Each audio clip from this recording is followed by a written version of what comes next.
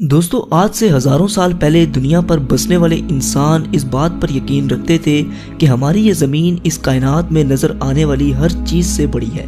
और ये भी माना जाता था कि सूरज और बाकी के सितारे जमीन के गिर्द चक्कर लगाते हैं। इस पर सवाल खड़ा करने वाले को कड़ी से कड़ी सजा सुना दी जाती थी, क्योंकि उनका ये मानना था कि इस पर सवाल उठाना गोया भगवान यानी खुदा को चैलेंज करना है। लेकिन वक्त के साथ साथ जैसे जैसे साइंस ने जन्म लिया तो हमें मालूम हुआ कि आखिर हमारी जगह इस कायनात में कहाँ है।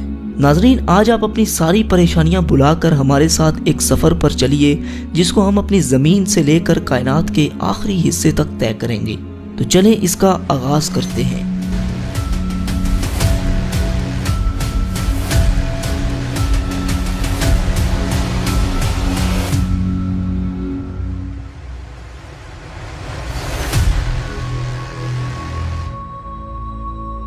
दोस्तों, अर्थ से करीबन 400 किलोमीटर ऊपर आने के बाद हमें कुछ ऐसा मंजर दिखाई देगा जहां पर इंटरनेशनल स्पेस स्टेशन अर्थ के गिर्द चक्कर लगा रहा है।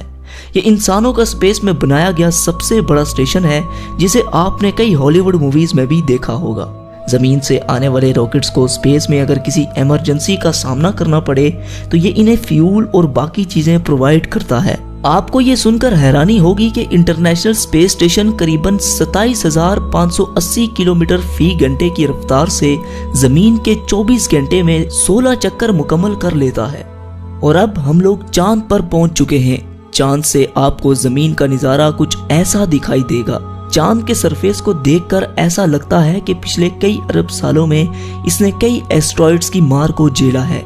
कहा जाता है कि आज से 4.5 अरब साल कबल हमारी जमीन से एक चांद जितना एस्ट्रॉइड टकराया था, और इस टक्कर से निकलने वाला मलबा आहिस्ता आहिस्ता जमा होकर हमारी चांद की शक्ल में आ गया। ये जो कदमों के निशानात आप देख रहे हैं, ये नील आर्मस्ट्रॉन्ग और उनके साथी के हैं, जो 1969 में चांद पर एक मिशन के लिए आए थे। और ये निशानात तब तक कायम रहेंगे जब तक चांद कायम है, और शायद हमारे खात्मे के बाद तक कायम रहे, क्योंकि चांद पर एटमॉस्फेयर मौजूद ही नहीं है। और अब हम लोग पहुंच चुके हैं जमीन से 61 मिलियन किलोमीटर दूर मौजूद एक खतरों से बड़े प्लेनेट पर, जिसका नाम है वीनस।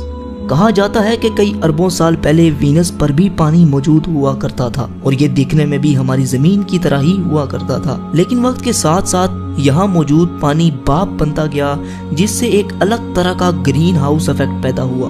और आजकल यहाँ पर सल्फ्यूरिक एसिड की बारिश हो रही है, मतलब तेजाब की बारिश। यहाँ सूरज की रोशनी आती तो है मगर वापस नहीं जा सकती, जिसकी वजह से यहाँ का टेम्परेचर 470 डिग्री सेल्सियस होता है। आइए आपको इसके सरफेस की सैर करवाते हैं। दोस्तों, बस ये जो हाल आप देख रहे हैं, शायद फ्यूचर में कुछ ऐसा ही मंजर हमारी जमीन पर हो।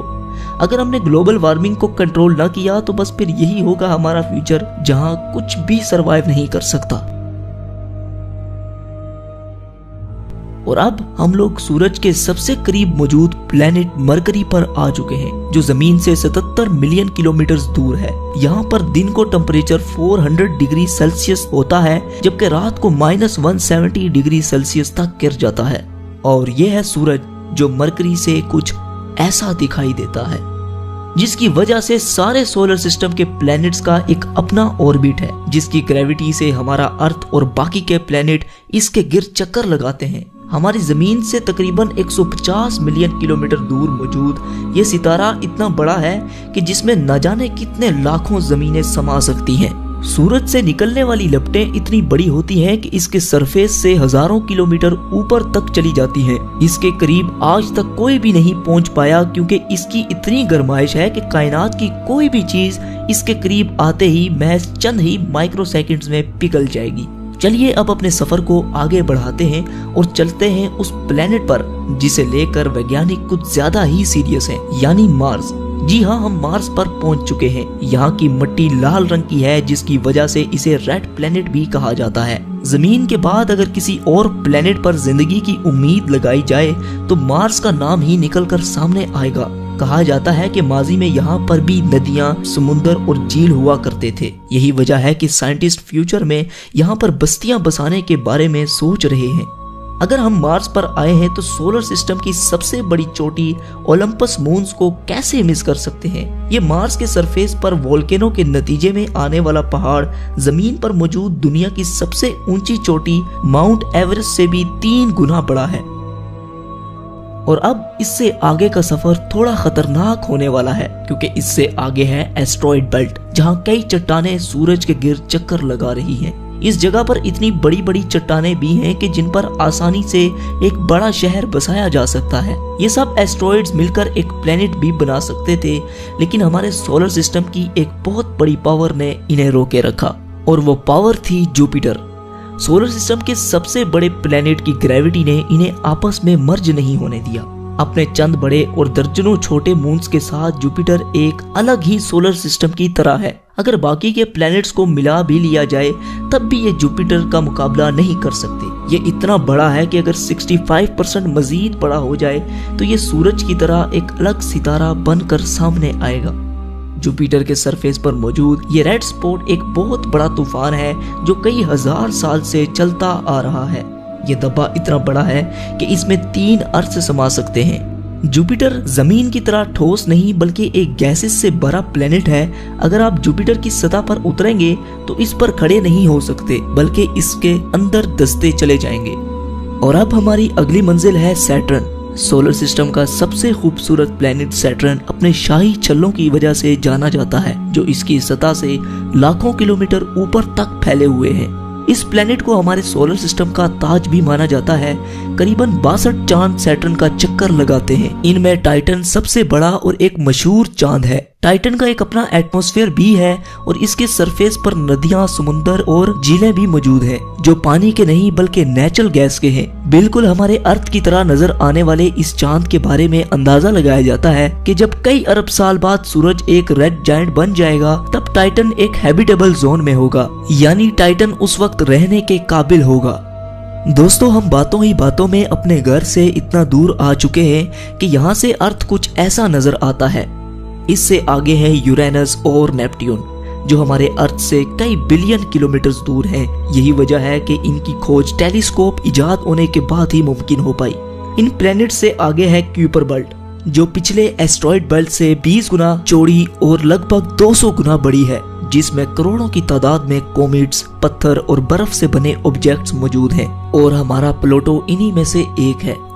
और अब हम इंटरस्टेलर स्पेस में दाखिल हो चुके हैं, जहां एक चीज ट्रेवल करती हुई दिखाई दे रही है, और वो है वॉयेजर 1 स्पेसक्राफ्ट। जी हाँ, आपको सुनकर हैरानी होगी, लेकिन इंसानों की बनाई गई ये वाहिद ऐसी चीज है जो सोलर सिस्टम से बाहर जा चुकी है।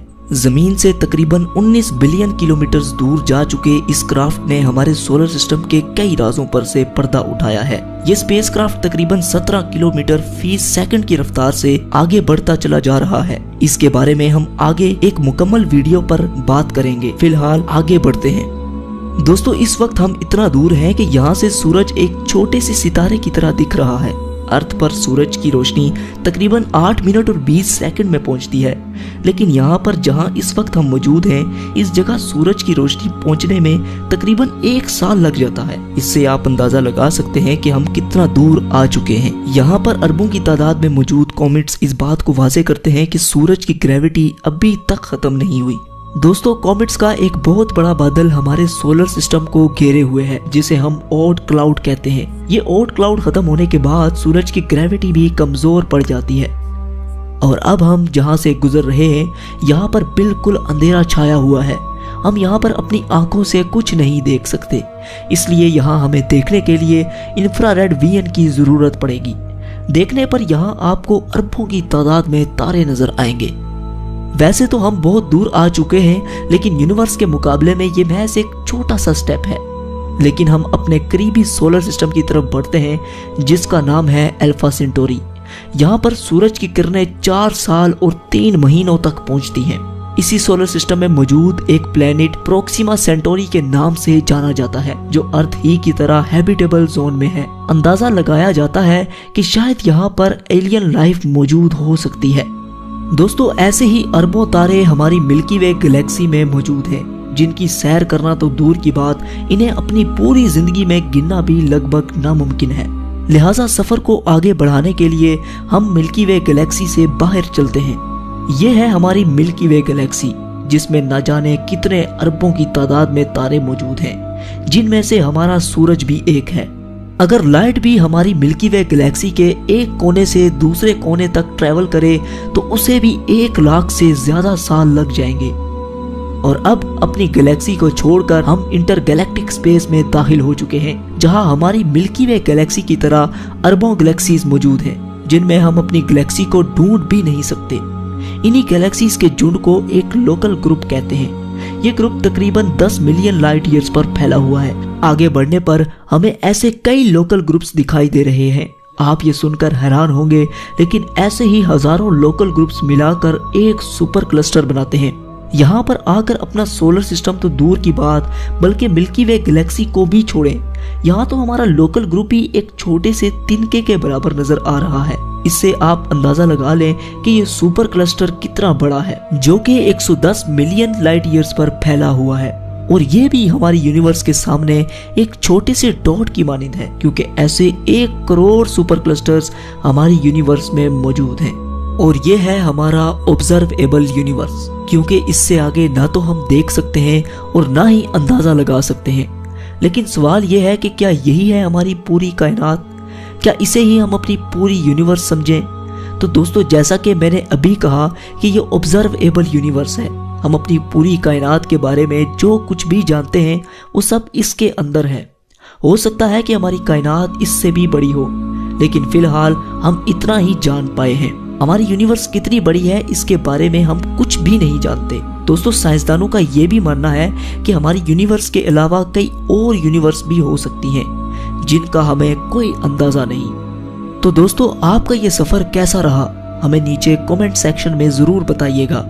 जाने से पहले हमारे चैनल को सब्सक्राइब करके साथ मौजूद बेल के आइकन पर भी क्लिक कर दें। तो जब तक हमारी अगली वीडियो आती, तब तक के लिए आप अपना और अपने प्यारों का ख्याल रखिए। अल्लाह हाफिज।